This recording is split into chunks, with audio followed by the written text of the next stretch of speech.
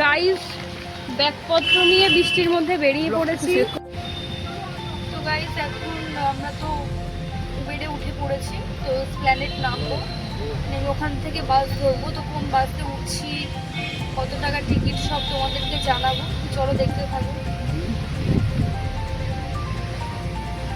আর তারপরে আমরা বাসের টিকিটটা কেটে নিয়েছিলাম, যেহেতু আগে থেকে টিকিট কাটা ছিল না। তো তারপরে তোমাদেরকে বাসটা একটু ঘুরে দেখায়।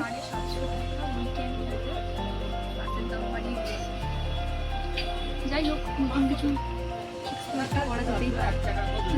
দেখতে থাকো। আর গাইস আমি খুবই এক্সাইটেড ছিলাম, কারণ এর আগেও আমি দীঘা মন্দারমণি গেছি, বাট বাসে করে গেছি, কিন্তু স্লিপার বাসে কোনোদিন যাইনি। তো এই ফার্স্ট টাইম বেশ ভালোই লাগছিল। তো চলো দেখতে থাকো। আর মনটা একটু সমুদ্র সমুদ্র করছিল, তো সেই কারণে বেরিয়ে পড়েছি। আর আমি যাচ্ছি তাজপুরে। তো নেক্সট ভিডিওর জন্য অপেক্ষা করো, পুরোটাই তোমাদের সাথে শেয়ার করবো। যাই হোক,